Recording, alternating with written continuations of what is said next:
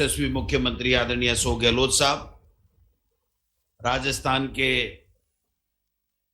खाद्य मंत्री श्री प्रताप सिंह खाचरियावास साहब, हमारे मंच के ऊपर बैठे तमाम एमएलए साहिबान,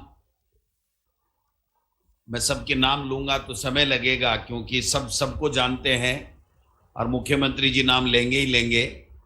इसलिए सामने बैठे हुए तमाम वो लोग जो लाभार्थी हैं, पत्रकार बंधुओं, सबसे पहले मैं आप सब लोगों को जो लाभार्थी यहाँ आए हैं या वीसी से जुड़े हैं उन सबको बहुत बहुत बधाई देना चाहता हूं कि आपका हक था जो राजस्थान की सरकार ने और माननीय मुख्यमंत्री जी ने आपको दिया, क्योंकि प्रधानमंत्री जी ने केवल गैस के सिलेंडर, एक सिलेंडर और एक चूल्हा देने का काम किया था।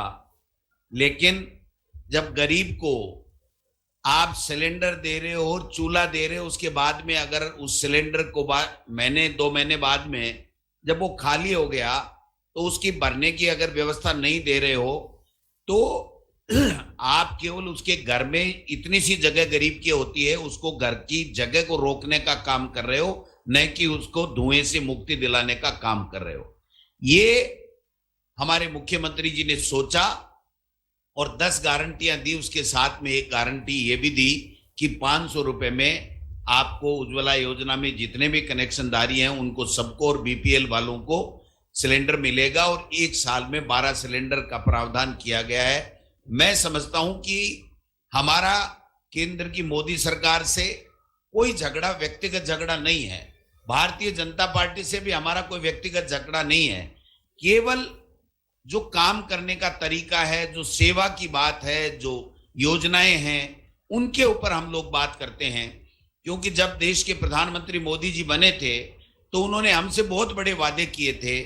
महंगाई कम करने का वादा हमसे किया था, बेरोजगारों को रोजगार देने का वादा किया था, हमसे किसानों की आमदनी दोगुनी करने का वादा किया था और 15-15 लाख रुपए हर गरीब के घर में, हर व्यक्ति के खाते में डालने की बातें भी की थी। मैं समझता हूं कि आज 9 साल बाद में वो उनका कोई जवाब नहीं दे रहे हैं। न महंगाई कम कर पाए हैं, न वो किसानों का कर्जा माफ कर पाए हैं, न किसानों की आमदनी दुगुनी कर पाए हैं, न वो अपनी विदेश नीति ठीक कर पाए हैं। बल्कि हमारी सरकार जब आपने आशीर्वाद देकर के बनाई तो सबसे पहले 14,000 करोड़ रुपए किसानों का कर्जा माफ किया। उसके बाद में किसानों के लिए अलग से बजट देकर के जो राजस्थान का बजट अब तक होता था उसको दुगुना करने का काम किया और कोरोना में बेहतर मैनेजमेंट किया। और उसके बाद में अब की बार आपने देखा होगा कि 10 तरीके की गारंटी दी और उससे भी बड़ा काम ये किया माननीय मुख्यमंत्री जी ने कि लंपी अचानक महामारी आई, केंद्र की सरकार को लिखा कि गौ माता की मौत हो रही है, किसान के घर में दूध जो बच्चे को सुबह शाम पिलाते हैं, छोटे बच्चे को पालने के लिए, उसका अभाव हो गया है, खरीद वो सकता नहीं है, आप कुछ व्यवस्था कीजिए और इसको जो केंद्रीय सहायता मिलती है प्राकृतिक आपदा में उसमें आप डाल दीजिए। लेकिन उन्होंने नहीं डाला।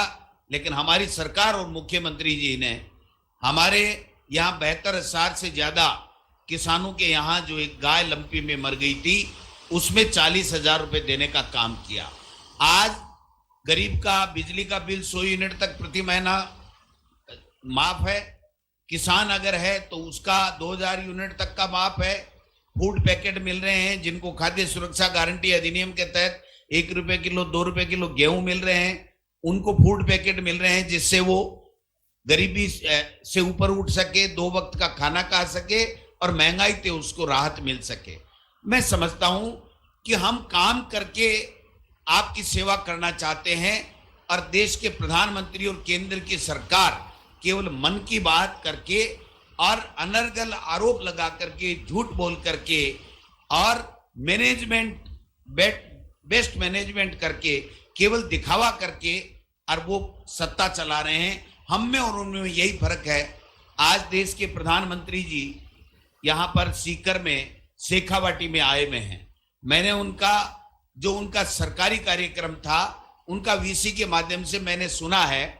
उन्होंने कहा कि शेखावाटी के किसान खाटी किसान हैं और इन सब के लिए केंद्र की सरकार कुछ कर रही है। लेकिन मैं पूछना चाहता हूं देश के प्रधानमंत्री जी से, जब आप शेखावाटी में आए हो